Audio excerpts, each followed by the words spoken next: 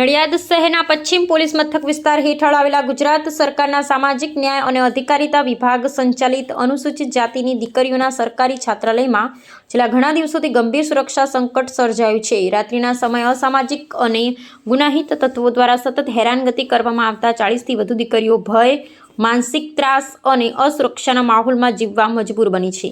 સ્થાનિક સૂત્રો મુજબ છેલ્લા એક અઠવાડિયા કરતાં વધુ સમયથી આ ગંભીર સ્થિતિ હોવા છતાં નડિયાદ પશ્ચિમ પોલીસ તરફથી કોઈ ઠોસ, અસરકારક કે દેખીતી કાર્યવાહી કરવામાં આવી નથી. રાત્રિ પેટ્રોલિંગ, કાયમી બંદોબસ્ત કે સુરક્ષા વ્યવસ્થા લગભગ અસ્તિત્વમાં જ ન હોવાનો આક્ષેપ ઉઠી રહ્યો છે. પરિણામે પોલીસ તંત્રની ભૂમિકા પર ગંભીર સવાલો ઊભા થયા છે. ચિંતાજનક બાબત એ છે કે આ વિસ્તાર અગાઉ પણ લવ જેહાદ, મહિલાઓની હેરાનગતિ અને અન્ય ગુનાહિત ઘટનાઓ માટે ચર્ચામાં રહ્યો છે. છતાં કડક કાર્યવાહી ન થવાથી આજે પરિસ્થિતિ વધુ ગંભીર બની હોવાનું સ્થાનિકોમાં રોષ જોવા મળી રહ્યો છે. સમાજમાં કડવો પરંતુ વાસ્તવિક પ્રશ્ન ઉઠી રહ્યો છે કે જો સરકારના નિયંત્રણ હેઠળના છાત્રાલયમાં રહેતી અનુસૂચિત જાતિની દીકરીઓ જ સલામત ન હોય તો રાજ્યમાં કાયદો વ્યવસ્થાનો અર્થ શું રહે?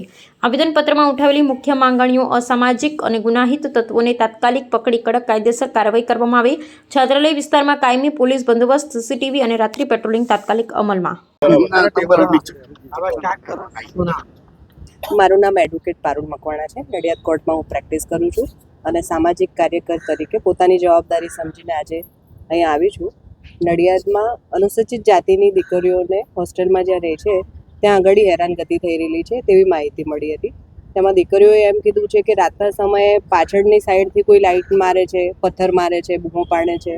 એટલે આના કારણે દીકરીઓનામાં અત્યારે એક બીક બેસી ગઈ છે, જેના બાબતે એ લોકોએ એમના જ્યાં વોર્ડન છે એમને રજૂઆત કરી હતી, પણ કોઈ પણ કાર્યવાહી થયેલી નથી. આ બાબતની માહિતી મળતા ત્યાં તપાસ કરતા હાલ અમે એસપી સાહેબને રજૂઆત કરવા આવ્યા છે એમના વતી કે જે પણ લોકોએ આ રીતની દીકરીઓને હેરાન કરી છે, જેમણે પથ્થર માખ્યા છે કે કોઈ પણ લાઇટ મૂકીને એમને હેરાનગતિ કરી છે, એ લોકોને તાત્કાલિક ધોરણે પકડવામાં આવે.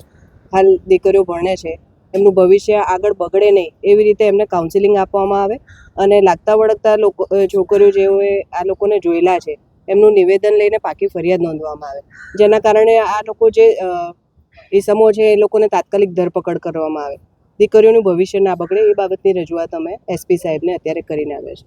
આટલા દિવસથી જે પોલીસની કામગીરી છે, આટલા દિવસ વીતવા છતાં એ મામલે શું કહેવું? પોલીસ નિષ્ક્રિય કેમ છે એ સમજ નથી પડતી. ક્યાંક કદાચ આ જાતિવાદી માનસિકતા હોઈ શકે કે જેના કારણે કામગીરી થતી નથી. અત્યારે 31 તારીખે તો પોલીસ પૂરજોડમાં હતી કે કોણે પીધું છે, કોને પકડીએ.